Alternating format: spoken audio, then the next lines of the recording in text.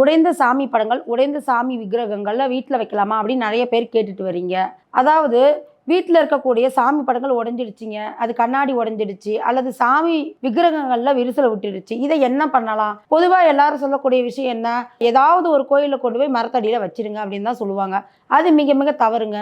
அப்படி நீங்கள் கொண்டு போய் வைக்கக்கூடிய சிலைகளையோ அல்லது படங்களையோ அவங்க என்ன பண்ணுவாங்கன்னா, பராமரிக்க முடியாமல் குப்பைகள் எடுத்து போட்டுருவாங்க. அப்படி எடுத்து போடும் பொழுது உங்களுக்கு மிகப்பெரிய கஷ்டங்களை கொடுக்குங்க. அந்த மாதிரி நம்ம வழிபட்டு வந்து இருக்கக்கூடிய சிலைகளையோ ஃபோட்டோக்களையோ நம்ம கொண்டு போய் கைவிடும் பொழுது அது நம்ம வாழ்க்கையில் ஏற்படக்கூடிய பல கஷ்டங்களுக்கு ஆதாரமாக போயிடுதுங்க. அப்போ அது என்ன பண்ணலாம் அப்படின்னு பார்த்தீங்கன்னா, கண்ணாடி ஃப்ரேம் உடஞ்சிருச்சு அப்படின்னா அதில் இருக்கக்கூடிய கண்ணாடியவோ அந்த ஃப்ரேமையும் விலக்கிட்டு அதை நீங்கள் குப்பையில் போட்டுடலாம். அந்த தெய்வ படத்தையோ அல்லது தெய்வ விக்கிரகங்களையோ கொண்டு போய் ஓடுற நீரில் விட்டுணும். நீங்கள் ஓடுற ஆற்றுலையோ இல்லை கடல்லையோ கொண்டு போய் நீங்கள் விட்டுணும்.